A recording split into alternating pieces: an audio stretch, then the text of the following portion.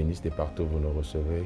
Comme d'habitude, ça a toujours été un plaisir de pouvoir vous servir au travers de Exomate.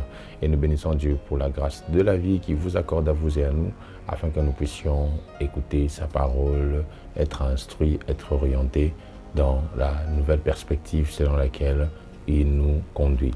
Que Dieu vous bénisse de partout où vous nous recevez, dans vos maisons, et que ce mois d'avril soit un mois béni, un mois particulier, rempli des réalisations, du succès, comme je l'ai posté sur mes réseaux sociaux. Je crois fermement, d'après la pensée que le Seigneur nous a déposée à cœur, que ce mois est un mois qui s'accompagnera de succès. Qui dit succès veut simplement dire la réussite dans tout ce que nous allons faire. Alors, j'aimerais en ce jour nous partager une pensée que le Seigneur nous a mise à cœur, que nous allons voir en cette nouvelle semaine, après avoir traité au mois de mars sur la croissance et même en début pratiquement du mois d'avril, sur la croissance spirituelle. Aujourd'hui, j'aimerais nous apporter un message qui va aller dans la même pensée, mais avec une autre appellation. Mais c'est un élément très important qui est à la base de la croissance même spirituelle, je dirais. Tous ceux que vous voyez grandir dans les choses de Dieu se mettent vraiment à appliquer ce que nous allons partager aujourd'hui. Alors, je vous recommande de rester branchés à Innov TV pour suivre Exomate. On se retrouve dans quelques secondes. À tout de suite. Comme je l'ai annoncé, nous allons cogiter ou réfléchir aujourd'hui autour d'un sujet qui est essentiel pour notre développement ou croissance spirituelle. De quoi s'agit-il? Il s'agit de ce que l'on appelle la soif de Dieu. La soif de Dieu est l'une des choses qui nous emmène à croître spirituellement. Et j'aimerais vraiment que vous me suiviez avec un esprit de prière pendant cette semaine, car je crois que derrière ces messages, il y a un déclenchement qui va se faire de quelque chose par rapport à votre vie, dans votre vie spirituelle. Vous savez, la soif est le sentiment qui nous garantit la consommation. C'est parce qu'on a soif qu'on est persuadé que l'on finira par consommer. Et c'est à cause de la soif que, bien sûr, nous cherchons à boire ou à consommer. Ceci revient à dire que lorsque nous perdons la soif de Dieu, nous ne cherchons plus Dieu. Lorsque nous perdons la soif de Dieu, nous ne cherchons plus la personne de Dieu. Et lorsqu'on perd la soif de Dieu, mes frères et sœurs, notre croissance spirituelle subit une entorse, un manque d'évolution, un manque de progrès. Lorsqu'on perd la soif de Dieu, on ne pense plus avoir besoin de lui. On cesse de dépendre de lui. La perte de la soif de Dieu est souvent le déclenchement d'une décroissance spirituelle. Et le domaine de la soif est un domaine de l'esprit qui est très important, car il ouvre des horizons à plusieurs réalités qui emmènent l'homme à se développer. Et la soif, comme je l'ai dit, c'est un sentiment qui garantit la consommation. Mais la soif est aussi le sentiment qui engendre en vous le mouvement vers ce que vous devez consommer. C'est la soif qui vous fait quitter là où vous êtes pour vous emmener vers ce que vous devez consommer. Et il y a dans le domaine de la soif des dimensions. C'est de ça que nous allons parler pendant ce temps. Mais avant d'arriver même à ça, j'aime bien dans la Bible, dans Jean chapitre 7, un jour, la Bible déclare que c'était pendant la fête. Jésus s'écria. On n'a pas su pourquoi il a crié. On a juste vu Jésus se mettre à crier que celui qui a soif vienne et qu'il boive et qu'il étanche sa soif.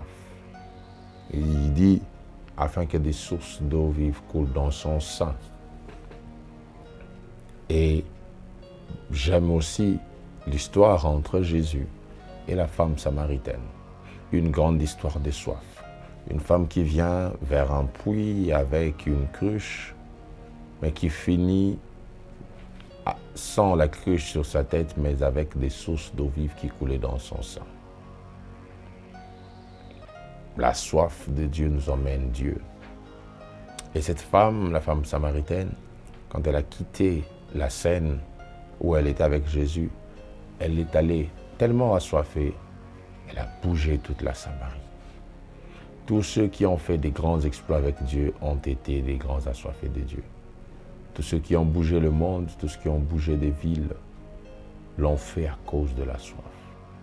Frères et sœurs, la soif nous emmène à produire, à provoquer des mouvements, à provoquer des réactions au monde, afin que l'on voie et que l'on sache que nous marchons avec Dieu.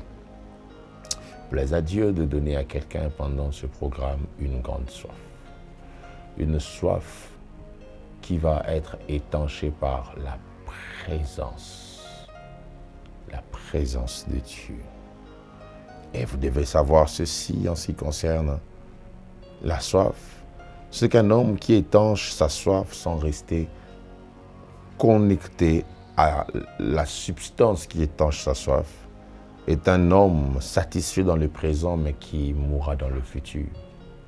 Car la satisfaction d'une soif ne tue pas l'existence de la soif. Un homme qui étanche sa soif, comme je disais, sans rester en contact ou connecté à la substance qui a étanché sa soif, est un homme satisfait dans le présent, mais qui va mourir de soif dans le futur. Car la satisfaction d'une soif ne tue pas son existence. Ce n'est pas parce que tu as étanché une soif aujourd'hui que tu n'auras plus jamais soif demain. Et la soif de Dieu est la maternité des choses spirituelles.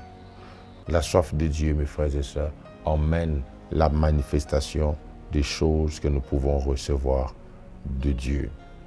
Et ce qui fait que même si vous opérez dans des grandes dimensions aujourd'hui, vous faites des miracles, vous faites des exploits, si vous n'avez pas la soif de Dieu, tous les exploits que vous faites vont s'éteindre à petit feu.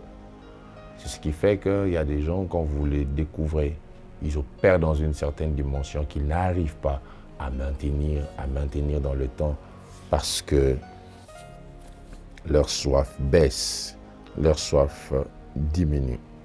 Et c'est comme ces lépreux qui étaient guéris par Jésus sans rester avec Jésus. Or, le problème n'est pas d'être toujours guéri, mais c'est de rester avec lui, avec Jésus, après avoir été guéri. Et ma prière et le vœu de mon cœur, c'est qu'après avoir reçu la visitation, le surnaturel, le miracle de Dieu, que tu restes en contact avec le Dieu qui va opérer ces miracles. Alors, s'il faut parler des soifs et parler des degrés des soifs que l'on peut voir et découvrir dans une vie ou même dans la Bible, qu'est-ce que nous pouvons dire aujourd'hui? Qu'est-ce que nous pouvons découvrir sur la soif? Quels sont les degrés de soif que nous pouvons voir dans la parole de Dieu? La première dimension de la soif que je vois dans la parole de Dieu et que je vais vous présenter, nous allons le tirer de cette histoire que nous allons lire, car n'oubliez pas que nous n'avons pas encore lu la parole de Dieu, dans 1 Samuel chapitre 9, versets 3 à 6. Écoutez ce que dit la Bible. Les ânesses de Kis, père de Saül, s'égarèrent. Et Kis dit à Saül, son fils, « Prends avec toi l'un des serviteurs, lève-toi, va et cherche les ânesses. » Il passa par la montagne d'Éphraïm et traversa le pays des Shalisha sans les trouver. Ils passèrent par le pays des Shaalim et ils n'y étaient pas. Ils parcoururent le pays de Benjamin et ils ne les trouvèrent pas. Ils étaient arrivés dans le pays de Tuf lorsque Saül dit à son serviteur qui l'accompagnait, « Viens, retournons, de peur que mon père, oubliant les ânesses, ne soit en peine de nous. » Le serviteur lui dit, « Voici, il y a dans cette ville un homme de Dieu, et c'est un homme considéré. Tout ce qu'il dit ne manque pas d'arriver. Allons-y donc, peut-être nous fera-t-il connaître le chemin que nous devons que nous devons prendre. Je vais aller au chapitre 10 à partir du verset, on va dire d'abord le verset 6, et ensuite on va dire du verset 10 au verset 13. La Bible dit au verset 6, « L'Esprit de l'Éternel te saisira, tu prophétiseras avec eux, et tu seras changé en un autre homme. » Verset 10 à 13, « Lorsqu'ils arrivèrent à Gibéa, voici une troupe de prophètes vint à sa rencontre. L'Esprit de Dieu le saisit, et il prophétisa au milieu d'eux. Tous ceux qui l'avaient connu auparavant virent qu'il prophétisait avec les prophètes, et l'on se disait l'un à l'autre dans le peuple, « Qu'est-il arrivé au fils de Kis? Saül est-il aussi parmi les prophètes ?» Quelqu'un de Gibéa répondit, « Et qui est leur père ?» De là le proverbe, « Saül est-il aussi parmi les prophètes ?» Lorsqu'il eut fini de prophétiser, il se rendit au lieu. Partant de ce texte que nous venons de lire, où l'on parle de Saül, qui vivait dans une vie aisée. Pourquoi je dis vie aisée? Parce qu'ils avaient des ânesses, signe de richesse, ils avaient des serviteurs, un autre signe de richesse dans l'Ancien Testament. En voyant le père de Saül, on peut dire qu'il était un homme riche, parce qu'on déterminait la richesse par les troupeaux d'une personne, par ses serviteurs, mais aussi par ses enfants. D'où là, on peut voir que le père de Saül avait ces trois dimensions de richesse de l'ancien temps. Il est arrivé qu'il perde ses ânesses. Les ânesses du père de Saül, qui est Kis, constituaient l'héritage, le patrimoine de Saül. Et une parenthèse, quand il y a perte des avoirs du père, c'est celui qui doit hériter ses avoirs qui ira les rechercher. Et Saül est sorti pour aller rechercher les ânesses perdues par Kis. Et là, au-delà d'une histoire qui ne concernait qu'un homme et les ânesses qu'il devait récupérer, toute une histoire se crée. Et l'histoire qui se crée est celle d'une relation entre Dieu et un homme. Dieu utilise des événements, Dieu utilise la perte des ânesses, Dieu utilise plusieurs voies derrière cette situation pour pouvoir capter l'attention de Saül et de là engendrer sa vocation pour qu'il puisse le servir. Et de là, j'aimerais vous présenter la première dimension de la soif de Dieu que j'appelle la soif inconsciente. La soif inconsciente. Tu peux le taper en commentaire ou le dire de là où tu es, la soif inconsciente. La soif inconsciente, mes frères et sœurs, est une soif qui est cachée par quelque chose. C'est une soif qu'on a sans se rendre compte qu'on l'a. La soif inconsciente est cette soif que l'on possède sans réaliser que nous la possédons. Parlant de Saül, la Bible déclare que les ânesses de son père étaient perdues. Et il sortit pour rechercher les ânesses. En réalité, la course derrière les ânesses de son père était la course derrière Dieu. Saül ne savait pas qu'il courait derrière Dieu, non, derrière les simples ânesses. Et tant qu'il ne comprenait pas que c'est en trouvant Dieu qu'il trouverait ses ânesses, alors il ne réalisait pas son besoin de Dieu. Et pendant qu'il cherchait des ânesses partout, pendant qu'il avait besoin de trouver les ânesses, il ne savait pas qu'en vrai, il n'avait pas besoin des ânesses, il avait besoin de Dieu.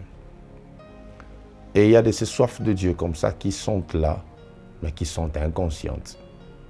Tu ne sais pas que ce problème qui s'est invité, ce problème qui est venu, est un appât que Dieu est en train d'utiliser pour te ramener ou t'attirer vers lui.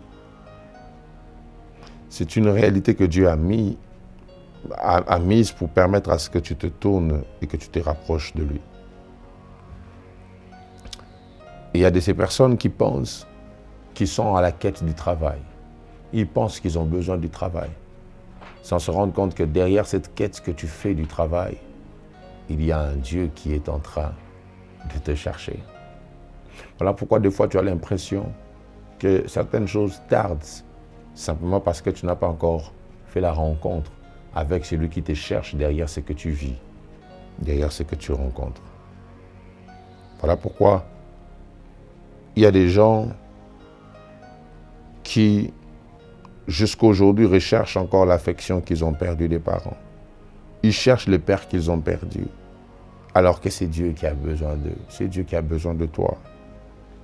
Il y a des gens qui courent derrière l'argent en pensant qu'ils ont besoin de l'argent, alors qu'ils ont besoin de Dieu. Alors qu'ils ont besoin de Dieu. Et c'est ce qui fait que quand quelqu'un a très soif et qu'il consomme une substance très sucrée, il aura encore soif parce qu'il aura consommé quelque chose sans consommer ce qu'il faut pour la soif qu'il a. Car en matière de la soif, ce n'est pas seulement la consommation qui compte, mais c'est la nature de ce que l'on consomme qui compte. Ainsi, si tu consommes ce qu'il ne faut pas, alors tu auras fait quelque chose sans faire la chose qu'il fallait faire pour résoudre ton problème. Le problème n'est pas seulement de boire, mais qu'est-ce que tu bois? Et tant qu'on désire ces choses, tant qu'on est encore à ces dimensions, mes frères et sœurs, ces dimensions, on est encore inconscient que Dieu est en train de nous chercher, de nous appeler. Alors on continuera à tergiverser, à tourner. Et plusieurs personnes opèrent dans la soif inconsciente. Ils cherchent les ânesses alors qu'ils devaient chercher Dieu. Ils courent derrière les opportunités alors qu'ils devaient courir derrière la divinité. Ils courent derrière les hommes pour obtenir leur faveur, leur approbation, alors qu'ils devaient courir derrière Dieu. Et tant qu'on cherche ces choses loin de Dieu, on les cherchera très longtemps. Et elles vont nous échapper. Alors, je prie en ce jour, alors que je suis en train de chuter, que Dieu aide quelqu'un à croître dans la soif, à quitter la dimension de la soif inconsciente. Je peux t'assurer que certains problèmes, certaines stérilités viennent simplement pour susciter la flamme de prière que tu es. Si ça ne venait pas, tu ne te serais pas autant révolté pour commencer à chercher la face de Dieu. Alors, derrière ce que tu vis, qui te paraît flou, bizarre, inexplicable, il y a un Dieu qui te cherche. Que Dieu vous bénisse. On se retrouve au prochain numéro. Bye bye.